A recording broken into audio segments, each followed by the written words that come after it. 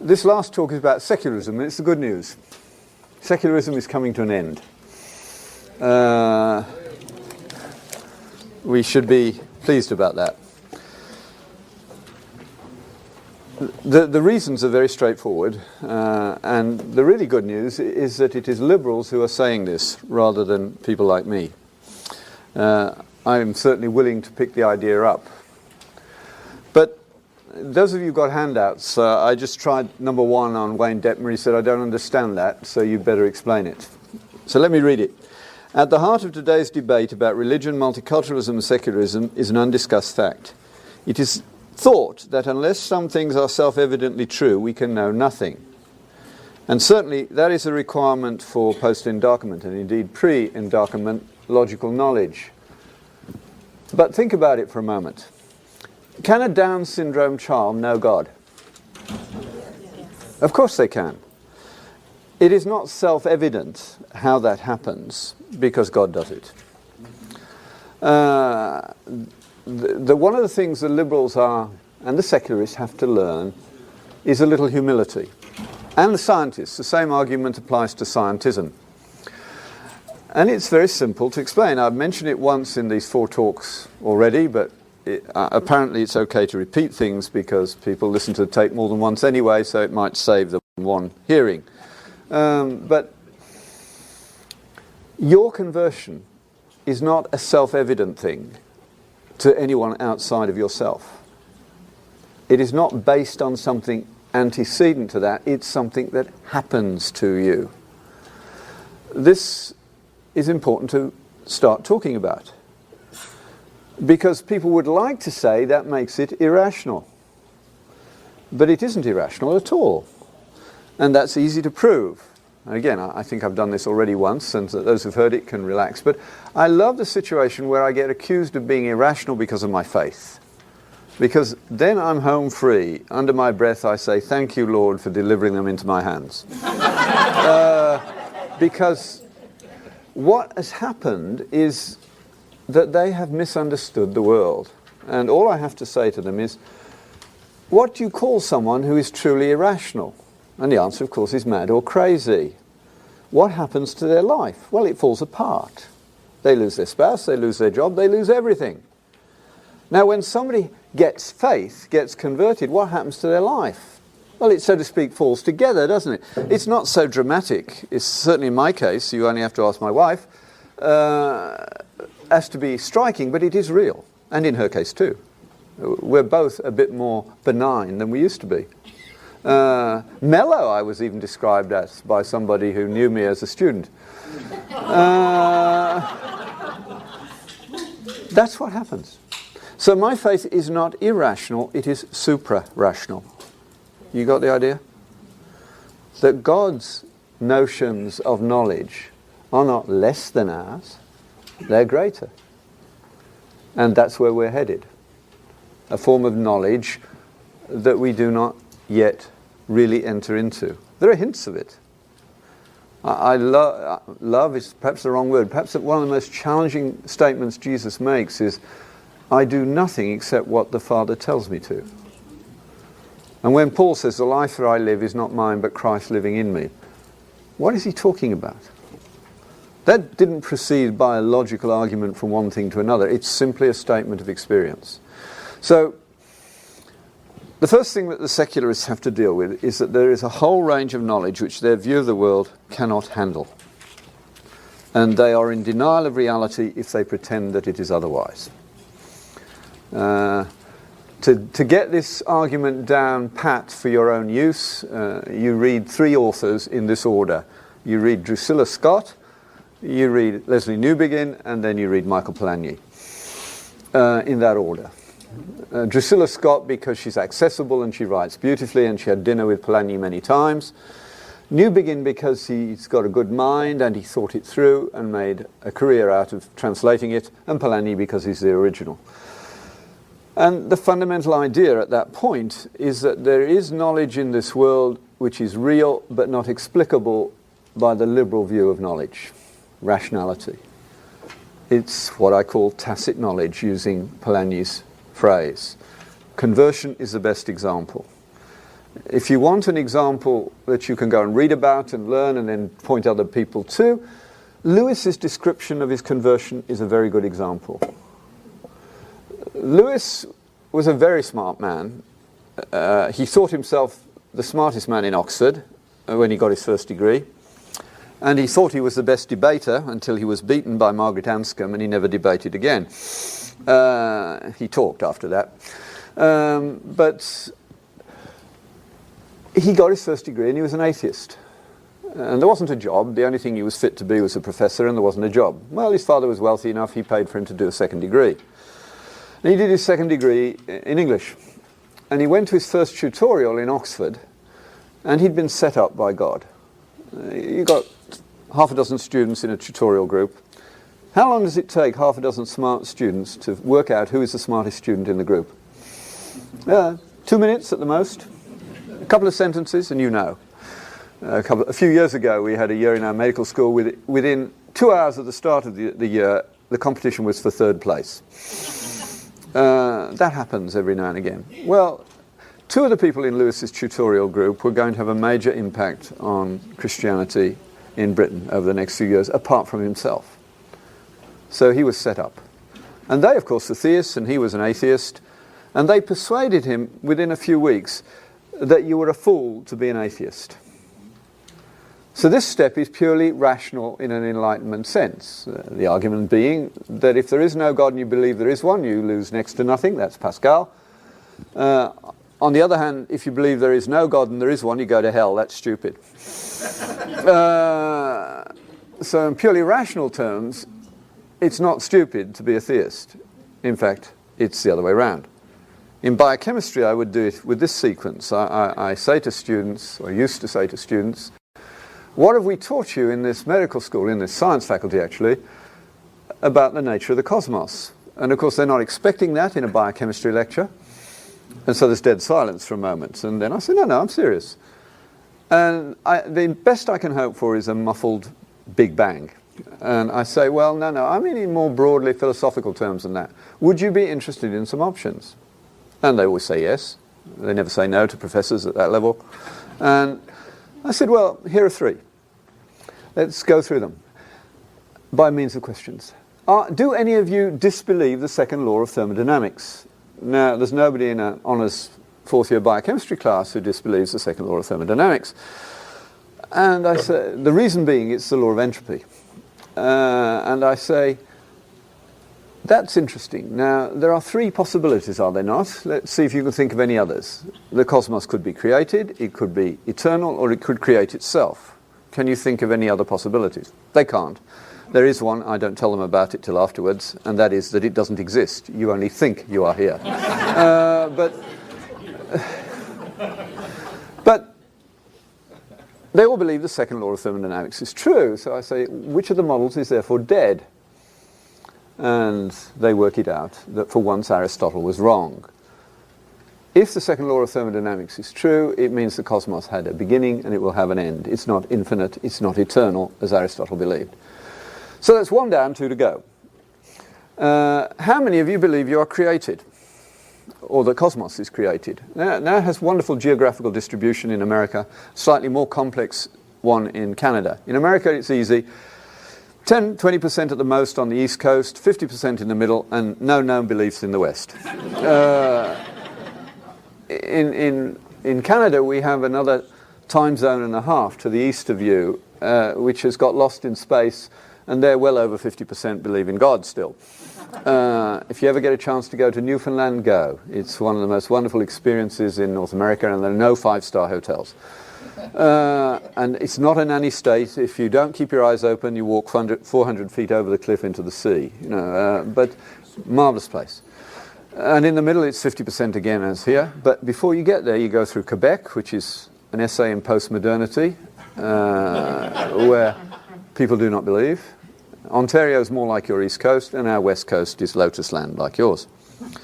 So in Ottawa, about 10% put up their hand like this, so that nobody else could see. And I say, yes, well, you're only Christians, you don't really count. And the class laughs, and then I upbraid them for their bias. If I'd said you're only Muslims, you would not have laughed. Never let an opportunity like that pass.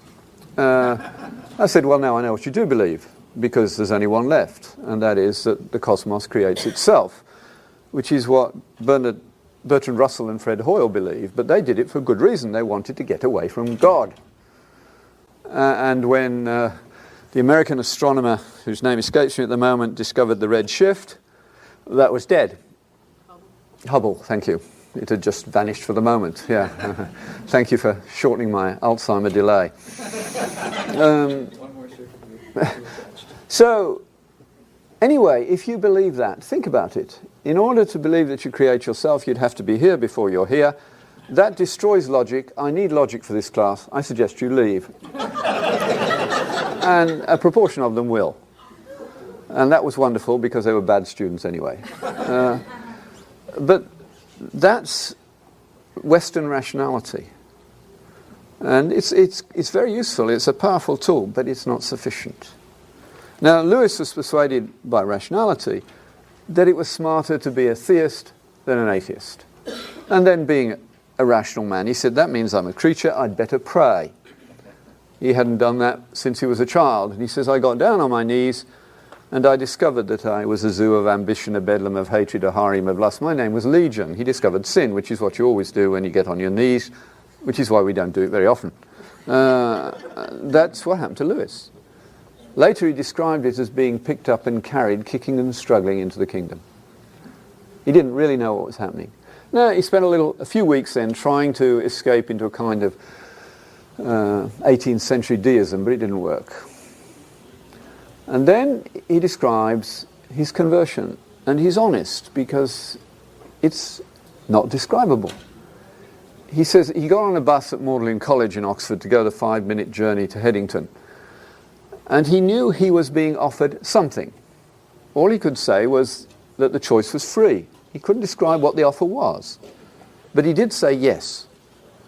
And he says it was an unpleasant experience, like taking off a suit of stiff clothing or armour, or being a snowman pushed out into the sun and beginning to melt. It was uncomfortable. Only in retrospect does he realise that he said yes to God. The next bit is even worse. He still doesn't know what to do with Jesus. And he says he was thinking about this problem, and then he went with his brother on the motorcycle to Whipsnade Zoo, and they watched the wallabies jumping around in the bluebells for an hour or two, and when he got back, he did believe that Jesus was the Son of God.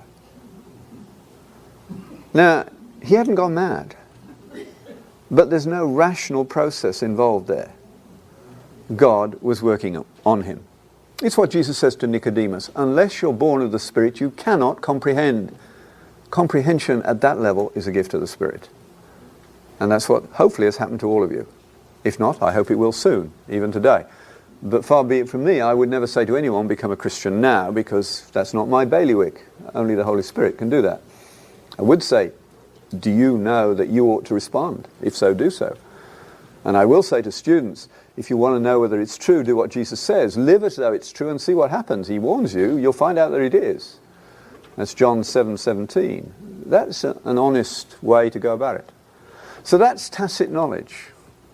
And in this modern world, you are allowed to tell your own story. And they can't argue with that. Tell it. And point out that it's not irrational. Because it didn't destroy you. It made you better, not worse. In all the areas that they actually care about. And after all, what do these men have in common? Copernicus, Galileo, Kepler, Newton, Boyle, Faraday, Clerk Maxwell. All deeply committed believers. So it's not mind-numbing, quite the opposite. So that aspect of reality has already totally penetrated quantum physics and cosmology, where I guess 90% of people believe in a God of some sort. If you want your children to preserve their faith in university, physics is the best place to go. I think it will be molecular biology next, for much the same sort of reasons. You can always see the writing on the wall. It always appears first as a joke at the expense of the people who are working there. And one of the molecular biology jokes going around at the moment is about the molecular biologists becoming too arrogant. and saying to God, given all your resources, you really screwed up. we can make better cells than you can. And God says, oh, really? That's an interesting concept. Why don't we have a cell-making competition next week? And they've dug the hole and fallen into it. There's no way out. So come next Thursday, they go to the laboratory to have a cell-making competition with God. But God got there first, of course. And when they come through the door, he looks at them and he waves his finger and says, no, no, no. Bring your own dirt.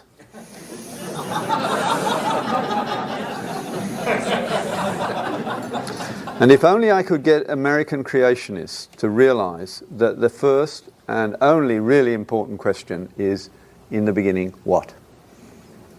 And don't teach your children to go anywhere else in that debate with anyone who won't deal with that question. They believe in creation ex nihilo, it appears. So do we, but not quite the same one. How God did it, well, you have to be a very naive reader to think that he told us exactly how he did it. But that's another issue. So, the secularists are beginning to engage this. They're beginning to realize that their world is not as secure as it used to be. Now, there's no question, and we should never back down on this one, liberal democracy, as I've put down as number 2, has been economically the most successful form of government the world has ever seen.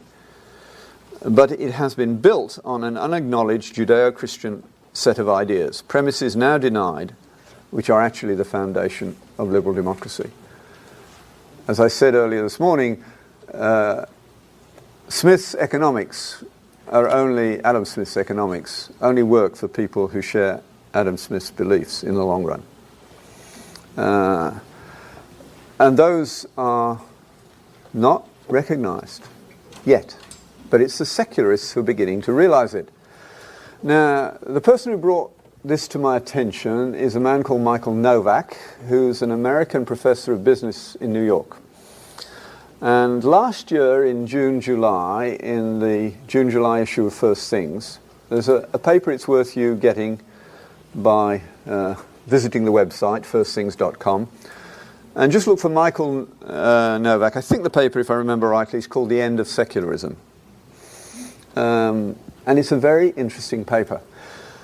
In it, he points out that some very striking modern Western intellectuals are making some very interesting comments. The first one is a man called Jürgen Habermas, who's a hard-nosed rationalist who was a Marxist from Germany. And he has been saying now, since before September the 9/11 episode, he's been saying that maybe we secularists need to realize that we are only a minority. And we should realize that what we thought was going to be a regression of religion is not true. Religion is flourishing everywhere in the world except Western Europe. We are a minority. And Jürgen Habermas goes on to speculate that he's not sure that the liberal elite can show the tolerance that they say is so important. And the tolerance they need to show is to Christians. He says, why is it only Christians who are expected to leave their own vocabulary at home when they enter the public square? After all, this is a democracy. Don't leave your vocabulary at home. Use it, but use it in as clever a fashion as possible. The best way, of course, as I pointed out earlier, is to learn to paraphrase the Bible. Because they're so biblically illiterate, they won't know that you're using the scripture. And because you've paraphrased, they can't Google it. And so they have to think about it. And that's what you need them to do. Its wisdom is powerful. That's what's at issue here. Now, Habermas actually was a good friend of a man called Ratzinger, whom you may recognize as the cardinal who preceded, so to speak, the present Pope. He's now Benedict. And they had a conversation which was written down a few years ago, and this year Ignatius Press has published it. So there is a dialogue between Benedict and Habermas on this issue of how we speak to one another in the current state of the world. Very interesting. well worth reading. Very short book, but worth having on your shelf. And of course, this is Benedict's objective. I was very amused when the New York Times, of course, along with sundry other liberal newspapers, thought that Benedict had made a huge mistake in his Regenburg address about tolerance and the Muslims and their intolerance. And of course, he hadn't made any mistake at all. He knew exactly what he was doing, and he knew what was going to happen, because he says his prayers. And of course, it did happen. You know, there were no burnings of embassies or riots around the world because of that address. Instead, you had Muslim intellectuals from all over the world scurrying to Rome to say to Benedict, yes, you're right, we do need to talk about this. And this summer, they've had a conference. I haven't heard how it went. But he points out, Benedict has pointed out, that we Christians need secularists to keep us from any sort of overreaction, in the sense of becoming too certain that we've got everything right.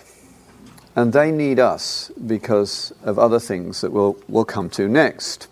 But they are better dealt with by another secularist who I had the great pleasure of meeting a couple of weeks ago. Is John Yoon here? No, he's probably not. He has to go and look after children or do residency. But I had the great pleasure 2 or 3 weeks back of doing grand rounds at University of Chicago. They haven't had anyone like me do rounds, certainly not on what Hippocrates knew and we've forgotten for quite a long while. But it was a God thing. John Yoon, who made it happen, or at least it happened because of his prayers, is a Korean American who told me when I got there that he had heard me speak when he was a medical student at Southwestern in his second year. You probably remember him. Have you seen him at this conference? Yeah.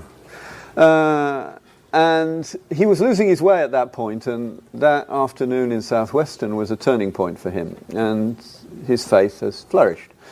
But he says in residency in Chicago, he's felt that he hasn't done much for his residents, his fellow residents, in terms of witness and evangelism, and it was a feature of his prayers, both repentance and... He said, God, I would like John Patrick to come and do rounds in the University of Chicago. Now, that's a ridiculous request, because grand rounds nowadays in mainline universities are all about gene speak, and I haven't done any of that stuff for 5 or 6 years, so I'm not going to get asked. People go and write up their most recent bit of DNA and send everybody else to sleep, you know. It's pretty boring at the moment. That's not to say it isn't important, it is, but they've got to find better ways to do it than gene speak. But once a year, the residents in Chicago are allowed to choose their own speaker. And so each year they elect a president or a chairman of the group that's going to choose the speaker, and they elected John. He then, of course, had to go around the class and ask them for their recommendations, and he put my name on the list. Well, all the others were currently famous academics, and I was utterly unknown, of course. But God was going to answer John Yoon's prayer, because one by one, all the others said, sorry, but it's inappropriate timing, or I can't come, or I married a wife, or whatever, you know. And so I ended up doing it. And it was a wonderful experience. It worked very well. And he was blessed in the process. There's an openness. And one of the things I said to him, he said, is there anything I can do for you while I'm in Chicago? And I said, well, I have an outlandish request. I would like to meet Robert Fogel. Now, Robert Fogel is the first econometrist in America to win a Nobel Prize for economics, some years ago now. A Jewish, unbelieving man who married a black Episcopalian lady who, he told me 2 or 3 weeks later, actually raised their children. He didn't. She died about 18 months ago. You should start praying for Robert Fogel. He doesn't know how ripe a fruit he is. He's ready. He just needs the appropriate stimulus, the work of the Holy Spirit. But he wrote a book a little while back now, 2 or 3 years, that Michael Novak drew my attention to, called The Fourth Great Awakening. I never thought I would read a book by an atheistic Jew which dealt very sensitively and with approbation with Whitfield and Jonathan Edwards and even Finney. He says America's success as a nation economically has had a lot to do with the revivals that have occurred. And he thinks a fourth one is underway. I think he's right.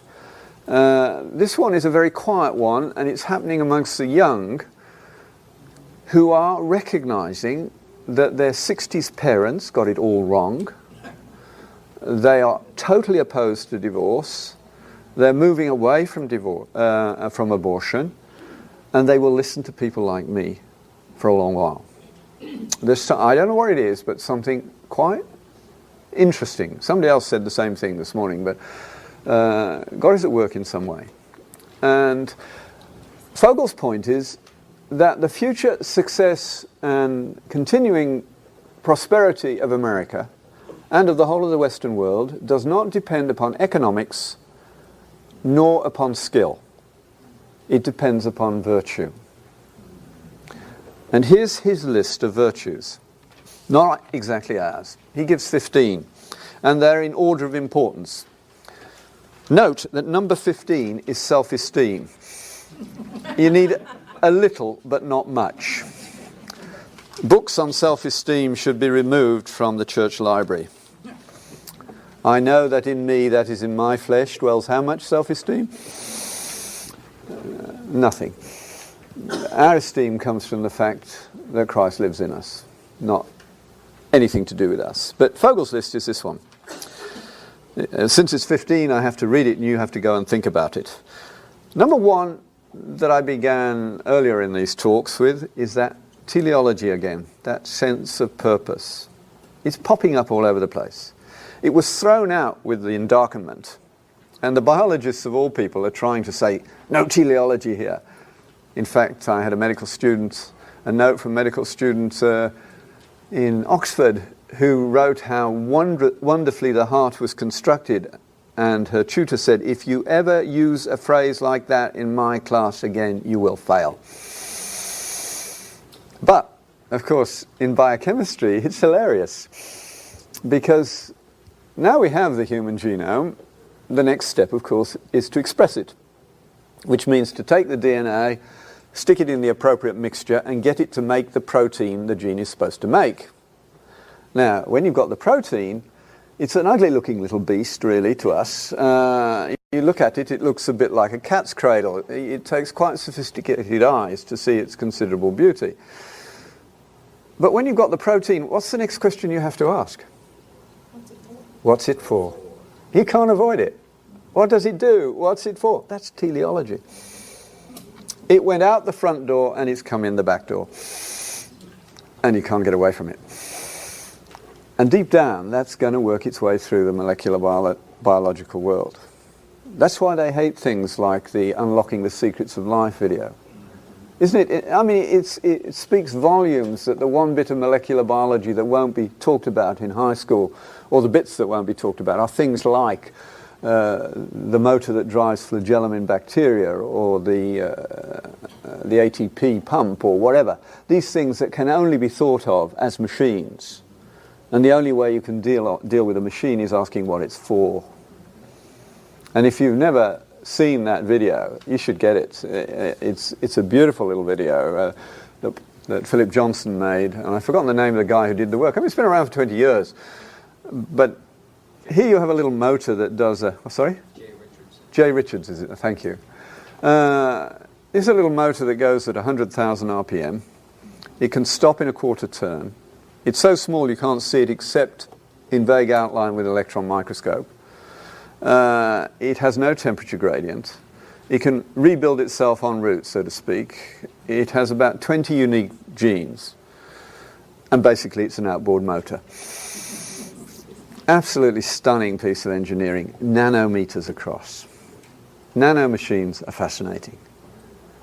This stuff, they can't go on looking at it and not ultimately have the wow mechanisms activated. It's not there yet. I remember when a colleague of mine who'd been working on the double reading frame in DNA, the solution came up. He didn't get it. Michael introduced me to somebody who knew the guy who did get it, and I'll tell you that story in a moment. But I said to him, "Isn't that amazing?" And he said, "Well, it's just there." He was so obsessed with the nitty-gritty of expressing his genes and measuring what had come out, he couldn't see the wonder of having two sequences of genes out by one base. We can't even model this on a computer. They both read sense. Now, the guy who cracked it was actually a Christian. And I was told that he was sitting in his laboratory sometime after midnight looking at his data, because he got more protein out of the strip of DNA than he could account for. And as he looked at it, he said, "Oh my goodness, I've got two genes in the same sequence. Isn't that amazing?" And he said he sat there for the next 2 hours enjoying the fact that only he and God knew this. This world is creeping in on the secular elite. The political end don't have a clue what's coming to hit them. But some of the academics do. Robert Fogel is one of them. Hence he puts teleology at the top of his list. You cannot live without the idea, and you cannot live as a person without purpose. The next thing he puts on the list is a vision of opportunity, a sense of what we could do, which of course Christianity has a lot to do. You see, with our linear history, not circular time, but linear time, a hugely different world. The third one he puts on the list, a sense of what comes next. Christians are very bad at this.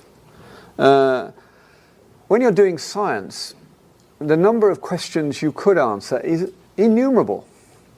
Success in science is much more to do with intuition than it is to do with technical skill. It's what you decide to do. Which bit of data do you take to be the important bit? You get it right and you have a marvelous result. You get it wrong, you spend years chasing an artifact. Famously, Einstein felt his equations and then had a great deal of work to do to see whether his feelings were correct. PhD science is boring. You do it for someone else. But the next step, when something happens, that's exciting. And that's one of the most wonderful things that can happen to anyone. And that's something you can pray about. Rightly so. It's God's world you're exploring. Science should be practiced in a tacitly atheistic view, tacitly atheistic way. When I did science full time, I wanted to know how much of the world I could explain without reference to God. That's what science does. And that's appropriate because it's under God. I didn't want to prove that God did not exist because I knew he did. That wasn't the point. But I was wanting to understand, as Einstein put it, I want to think God's thoughts after him. And that happens every now and again. And when it does, it's the sort of thing that sends tingles up your spine.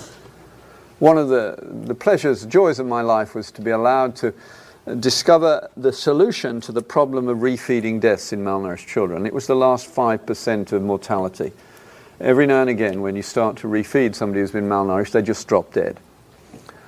And I eventually wrote a paper that was the solution to that problem. It ought to have had my mother's name on it. Because the only reason it happened was that a long while ago, imprinted on my backside was the idea that speaking truth was very, very important in our family. And I could have neglected the data that led to the solution on the 5 standard deviation rule. But I've been brought up to first make sure it wasn't right. And to cut a long story short, that led to that solution of that problem. That wasn't science, that was science plus, if you like. And that's the real world. There are so many examples, and you need to learn them, teach them to your children. One of the ways I do it now is the following one. You can imagine this in your high school. I'm going to tell you in the next 20 seconds or so the biography of a man whose name you should all know. Some of you have heard me do this. You can have a 20-second break. But it works. He was born in London to a very poor family. His father was a blacksmith. He had no formal education to speak of. He learnt to read and write in the church, where he would go 2, 3, 4 times a week.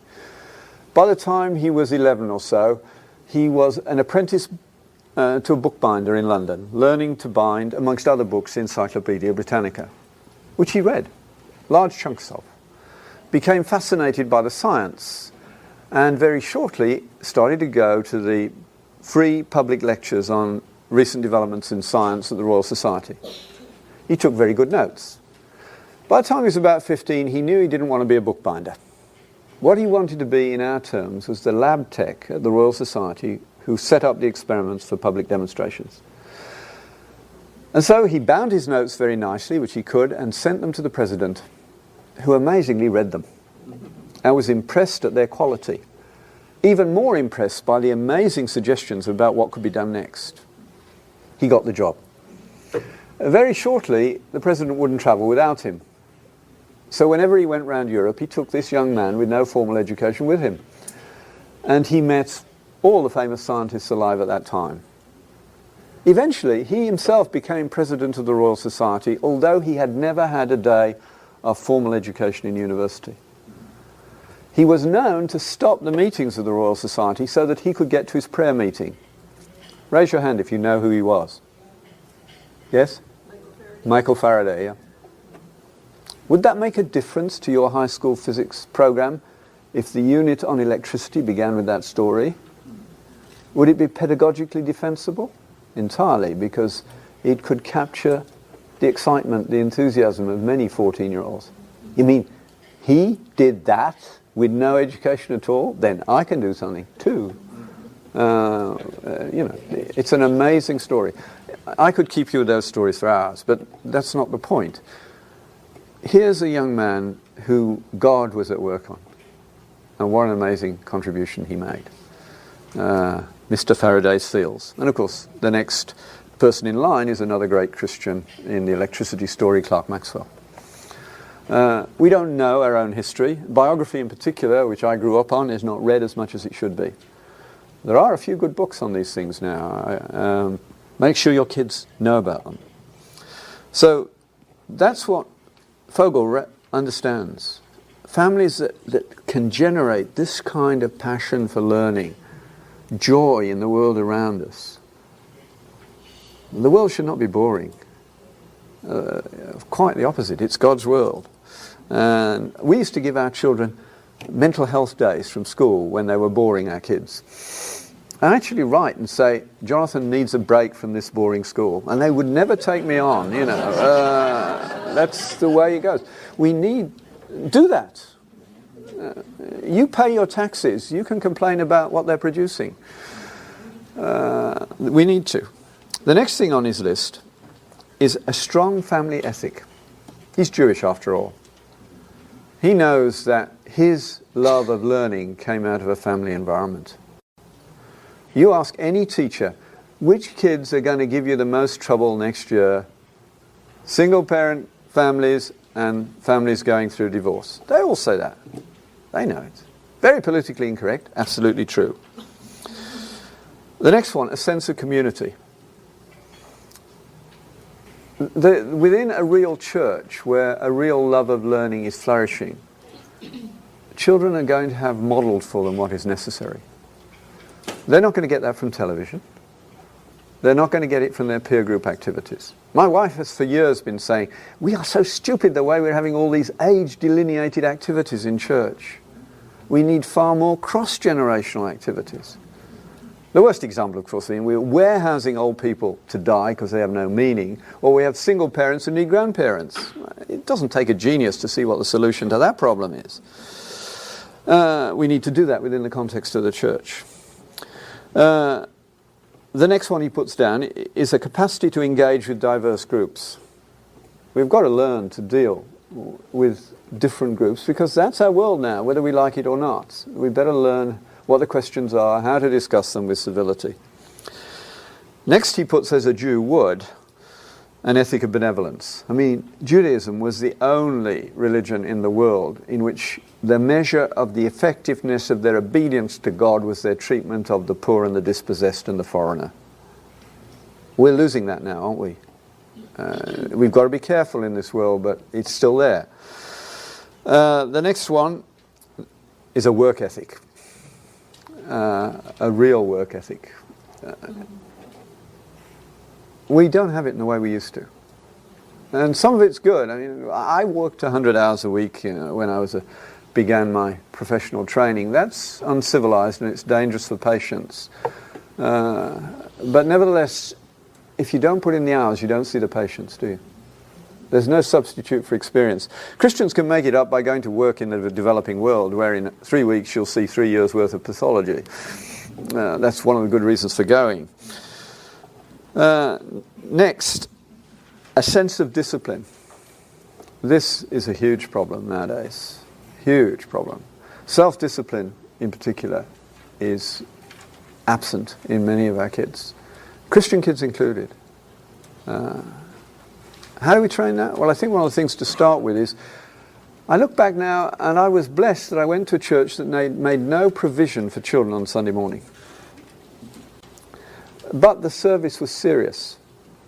And children have a very high sense of whether their parents are seriously engaged in what's going on. And they will respect it. So I learned to sit and I listened.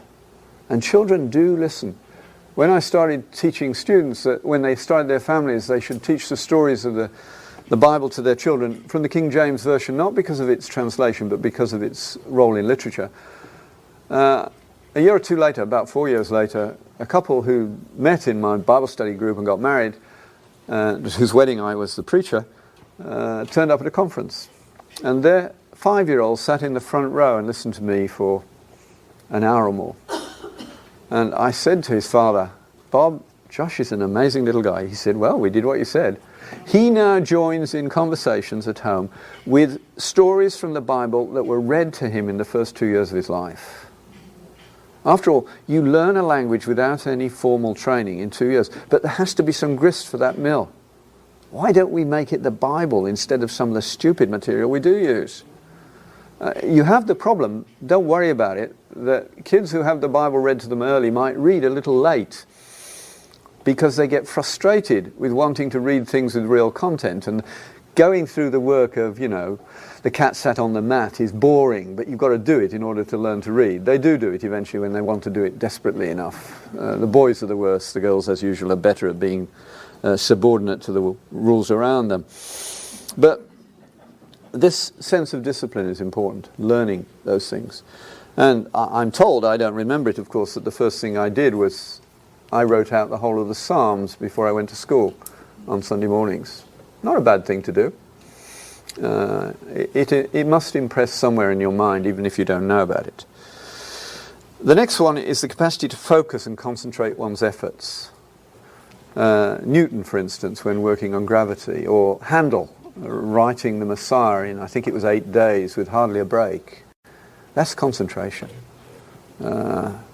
Most kids have a concentration span now about 20 minutes to begin with. You can take it a lot further. It's not true that people can't concentrate for longer than that. They can. All you need is a little ironic humour to give them a break. Jokes are not a good idea because they take them off track and they take 20 minutes to come back. But if you can just get a little wisp of a smile, that sort of resets the clock. You can easily do an hour's lecture if there's the odd smile in the process. You can lose them in 10 minutes if you're utterly boring, or less. A couple of famous academics I would employ as soporifics. They can send me to sleep in less than 2 minutes. Like the Journal of Clinical Investigation, if you want to go to sleep, what better journal is there, It's gone, The next one on the list is a capacity to resist the lure of pleasure. That's important. These are virtues, aren't they? And the 12th is a capacity for self-education. The 13th, a thirst for knowledge. The 14th, an appreciation for quality. That's an important one. Because instead of realizing how difficult that is, we run courses called critical appraisal courses, or various courses with criticism in the title line, as though you can teach people to critique. And of course you can't. It's a rip-off course. You can show people what quality is as judged by you. Whether they can do it or not is not something you can promise that they will do. You can take the horse to water. You cannot make it drink. The good students get it, the other ones don't. Once I realized what the problem was some 20 years ago, I stopped using the examination hall and didn't use it. I had totally open book exams that lasted about 8 hours. The students would come to my office at 8:30 in the morning to get the question, and the answer had to be in by 5:30 typed. And they may talk to anyone, they may use the internet, go to the library. There was no normal access, including their fellow students, that wasn't available to them. If they used their fellow students, they should tell me, and there was a 5% penalty. If they didn't tell me, I would find out, and there'd be a 10 or 20% penalty. I only ever had 2 girls who took the 5%. They said, we always do everything together anyway. We couldn't conceive of doing anything else. And in fact, if you ever employed one, you'd get both, because they discussed everything all the while. But it worked. I picked up bright students who'd been losing out to that point because of boredom. And I still meet students today who remember those courses, because I taught them I realized I didn't have to use the most recent bit of science, although I often did, but what I wanted them to do was to know how to read the literature. What we do as professors is teach students to read. I'm serious. That's what we're doing. And so I would take a scientific paper and go through it quickly with them, explaining what the issues were, and then I would say, write a précis. And they were too proud to tell me they didn't know what a précis was, so they wrote a summary. Now, these were honest students who were used to getting 80–90%, and none of them got over 50. You can imagine the response at the first handing back of their efforts. But they'd taken hours to do it, and I'd taken 40 minutes to do mine, and we compared the two, and they began to learn. Very shortly, they got the habit. And if you don't believe this works, try it for yourself. I guarantee that a good number of you could not, for instance, give me a thumbnail sketch of the epistles. Take a short one like, Philippians, not too long. Could you tell me how it's structured? How Paul said about it? Where the argument goes? The answer is, in most cases, no. If you want to do that, write a précis. It's the French word for precise. All you have to do is remove all adjectives and adverbs, make all complex sentences simple, and remove all illustrations. Just put them in square brackets, if there are any, and metaphors too.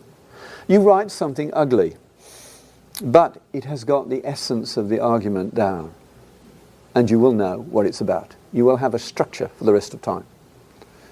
I could do that for you now, say, in the Sermon on the Mount. I could give you the structure in the next 3 minutes quite easily, through having done that process. That's the way it works. It's a classic method of teaching, and of course from my point of view it made life a lot easier, except the examination marking papers took a lot longer, but preparation for lectures took about 30 seconds, which was great. It meant I could do lots of other things. And students still come to me 20 years later and say thank you. So that's how you teach quality. If you have a hobby, you can recognize quality in your field very easily. And then you rationalize how you made that decision, because in most cases you don't know. It's the same with when you see a surgeon who's very good. You know he's very good first, and you rationalize how you came to the decision afterwards, but that wasn't the way you actually did it. You don't know how you did it. None of us do. A really good violinist like Pinker Zuckerman can even tell you who's playing sometimes, or what instrument he's playing. He doesn't know how he does that, but he can hear it. That's real learning. That's how we know God, isn't it? We don't know him in the sense of the reductionistic world, which is being forced on us, but in a world that is much more intuitive and experiential, but not irrational, super rational. So that's the world we're in, and Fogel and Habermas are saying, this is what we've got to deal with.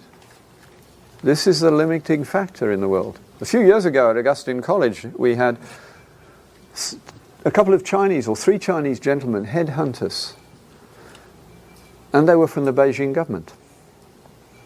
And they wanted us to go and teach in China. This was 8 years ago at least. And we said, that's crazy, we're all Christians, and you're Marxists. They said, that's why we want you. And we said, explain. And they said, well, when we lowered the bamboo curtain and let the leading edge scientists from the Western world into China, we rapidly divided them into 2 groups. There's one group who came, gave their lecture without any attempt to adapt the lecture to the level of the audience, and then became tourists. They're no use to us. Another group came, first found out the level of the audience, adapted their lecture, then found out about the brightest student and found graduate positions for them. Those are the people we want. Most of those were Christian.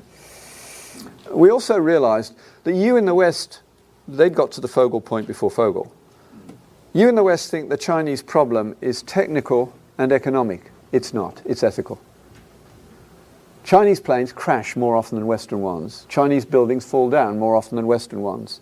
It's not because they can't, but because they don't. They substitute second-class materials because that's the ethic of their system. And the Chinese know that.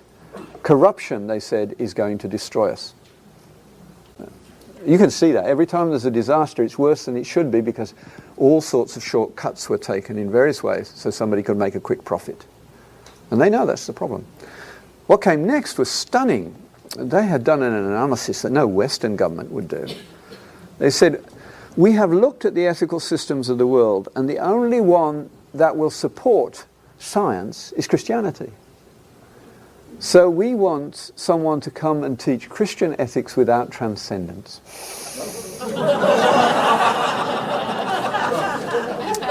Utterly impossible, we said. But they went further. They said, we realize that teaching ethics to 23-year-olds is a waste of time, which it is.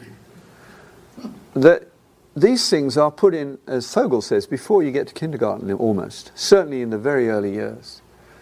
So what we need, the first course they wanted was the Bible in English literature. Because they understood that you cannot understand the stories at the heart of Western culture if you don't know the Bible. The Bible is the key. How many of you got eyeless in Gaza when I used it as an example this morning? One again, 2, 3. Yeah, it should have been all of you. You all actually know. Who is it? Samson, that's right. So when Keats wrote that poem, 3 words introduced into that poem a whole story of all that was given to Samson, how he screwed up, and the end when he destroyed the Philistines blind in Gaza. All in 3 words. That's a rich culture. Now, when I talk to students, they understand every word in the sentence and miss the meaning. Especially students from other cultures. They don't understand why they're missing things, but it's not their first language, and they're not deeply biblically literate in English, which is what you need to be able to do that. It takes time. So this is what we have to think about.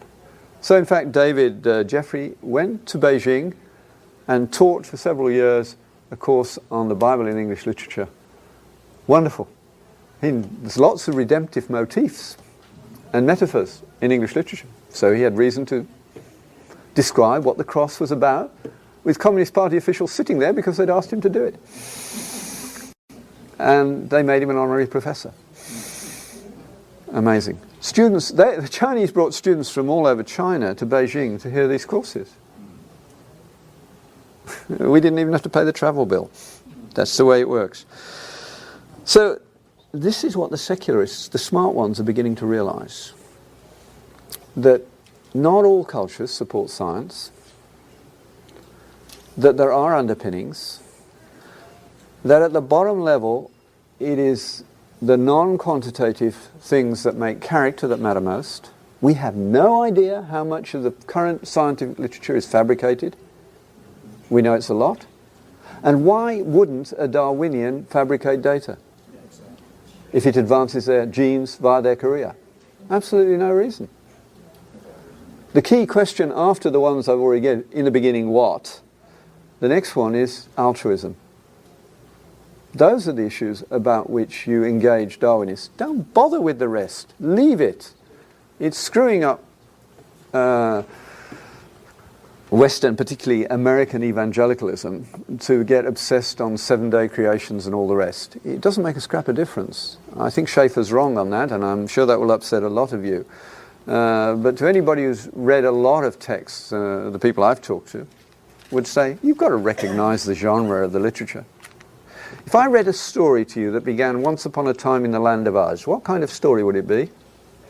A fairy tale. It is also Tolkien's opening to the book of Job in his translation. Now, who knows more about ancient languages, you or Tolkien? And did Tolkien believe? Oh yes. And you're a physician. You know that nobody would sit down on the ground and have long philosophical discussions about the nature of suffering and whether you can know God covered with boils. I mean, I'm sure that there was a story that started that off. But the artistic structure of Job is brilliant. And that's what it's about. You've got to recognize the genre of the literature. Who knows where this comes from and the importance of this verse? The earth is fixed and it will not be moved forever. Where does it come from and why is it important historically? Psalms. It comes from the Psalms, and why is it what?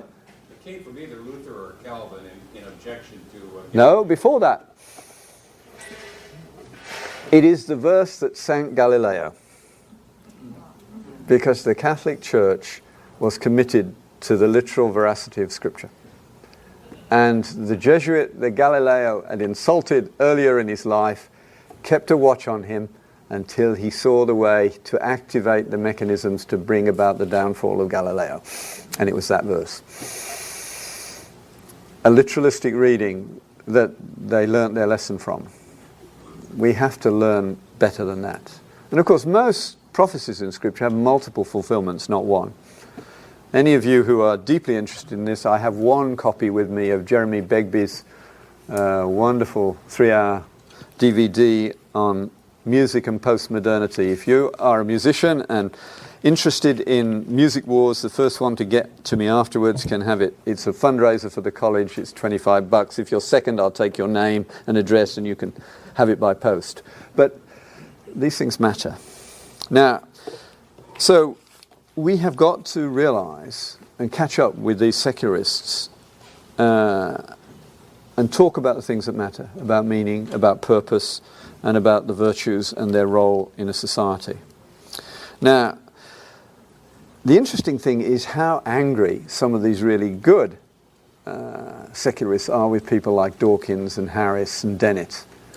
They are being trashed. They're being trashed by us as well, but we don't need to bother with us because that brings the anti-Christian thing in. Secularist, atheistic philosophers, Flew, Midgley, Nagel, have all trashed Dawkins as sophomoric in his approach, and Harris and Hitchens and Dennett. It's good to see them falling out with one another. But it's sad that books like Dawkins' books should get to the top of the New York bestseller list. It just shows how badly our education system has failed. Utterly indefensible books at any intellectual level. The next area in which we need to be more involved, and some secularists again are realizing, is that there is no explanation for death and suffering that can be derived from secularism. There are some secularist humanists who die bravely, but it will not meet the needs of the vast majority of people. And it does not. We have much better ways to do it as Christians.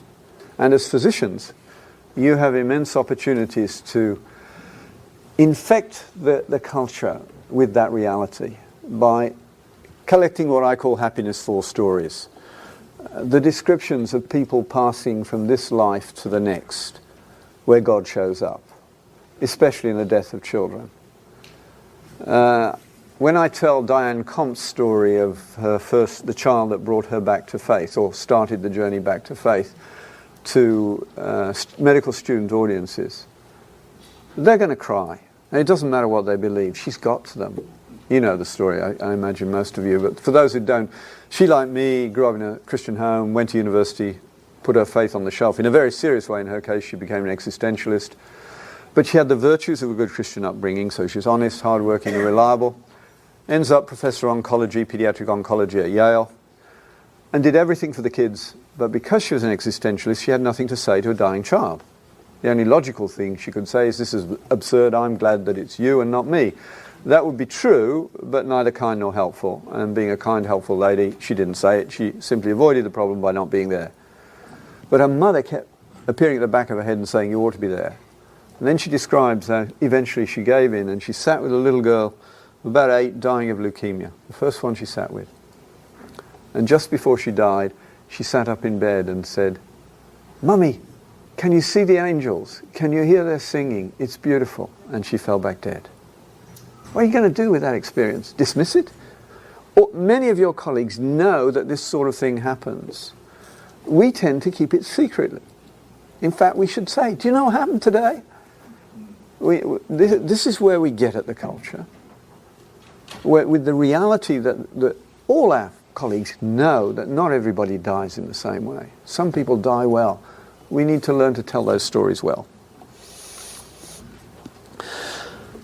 Students are very willing, this is down to number 8 by the stage, to give a serious hearing to Christianity because they're struggling with soft nihilism. If you need to go a bit further than this, the paper to read is David Hart's paper, Christ and Nothing, published in 2005 in First Things. Not an easy paper to read. It will take you, this is one to write a précis on. Paragraph by paragraph, distill his essential ideas and write it out. But it's brilliantly written. He's a young man, an American. I was amazed how young he is. Unfortunately, he writes so well, as I predicted when I found out he doesn't speak so well, because if you ask him a question, he'll think everything you've thought and begin from there. Sort of leave everybody standing. But Christ and Nothing is a superb paper about what we're dealing with. He convinced me that the problem is not soft paganism, but soft nihilism. Seinfeldism. The belief that there is really nothing out there. That we are all there is. And that, of course, leads to a power struggle. It leads to alienation. It leads to what we are seeing, where people will kill for a leather jacket or a pair of shoes in a high school. That's the legacy of Nietzsche. That's where it comes from. David Hart does a brilliant discussion of this. And he points out, as MacIntyre had before him, only when the Christian church gets back to the point where it can produce saints equivalent to the martyrs of the early church and the modern church, is that going to change. We are not convincing because we are too comfortable. Probably the only book that's really appropriate to us at the moment is Amos. We are in the state of Israel at the time of Amos in many ways. So Christians will take, students will take a real interest in a serious discussion of these things. And that's the good news. Christian students in particular, it was delightful for us this year because of Scott Boyle's work last year, the year before, setting up a Northeast conference for medical students and doing a lot of work to get people to come, so he had several hundred students turn up from 14 medical schools. And for me it was a wonderful conference, and one of the best things out of that conference, we get a student coming to Augustine last year, being abused by the University of Virginia, as many Christian students are. When she finished her year with us, she said to her mother, "That was a wonderful year, but you know, I could be doing medicine now." And her mother said, "You wouldn't be doing medicine, you'd be in a psychiatric hospital." That's what they're doing. Students are burning out. I had a student I was speaking to this morning who said he'd converted to Catholicism and taken a year off to study it. A wonderful year, he said. Now I'm back in medical school and they're burning me already. And he's lonely. Hospitality is what is needed. The gift of hospitality, I don't think it will be possible to underestimate it in the near future. Not to get on their case, but just to be there and love them. No student should go to medical school or indeed university without having families that will love them locally. There's a mission that every church can fulfill in a university town. So that brings us to the key question. How do we argue our case? And I think we argue the case on justice and democracy.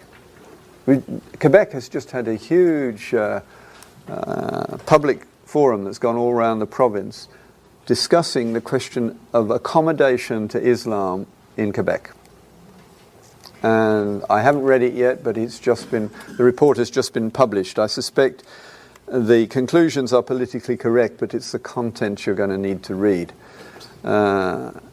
It's a real problem that we have got to start thinking about. And Habermas said, look, it's not just accommodating the Muslims. They're only a minority in North America. But the real question is the liberal elite going to accommodate the Christian majority?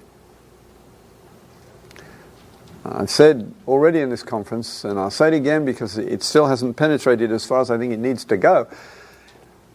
We practice a profession that is a moral profession, not a technical one. Because what you do when you see a patient is you help them to decide what they ought to do. And in our world, and unlike ancient Christendom, you cannot get from an is statement to an ought statement. It's not possible. So, unless there is a moral basis to the practice of medicine, we are bound to be at loggerheads. Since we no longer have a moral consensus, the Catholics have thought about it. It's called the doctrine of subsidiarity.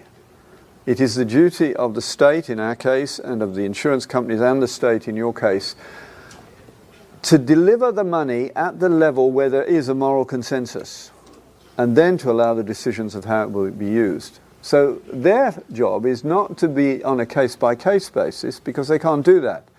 You will have an entirely different view of your duty to a dying person if you're a Christian or an atheist, logically. And so there will be different protocols. You cannot write one for both groups. But we have at this stage to come to some means of accommodating one another. That's why I think we should be planning now what we are going to do when we decide the time has come that we have a secular hospital system and university system and a Christian one. Not on grounds of religion, but on grounds of justice and democracy.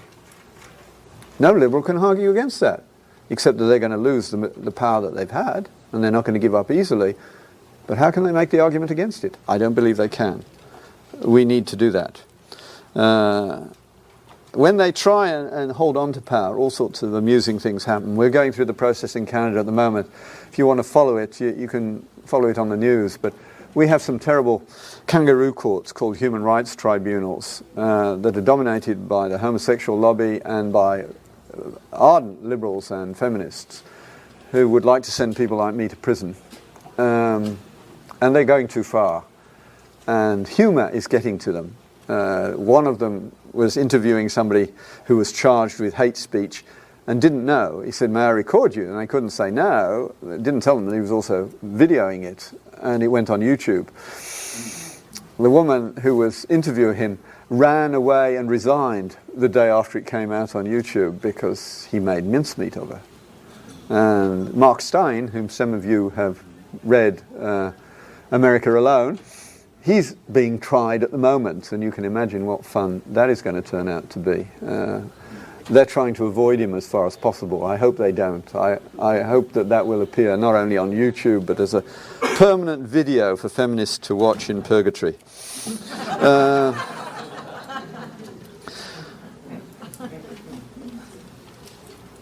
So the bottom line is that we have a lot to contribute to this world, that Novak is right, that secularism is coming to an end, but that means that we have some duties. We will have things to do.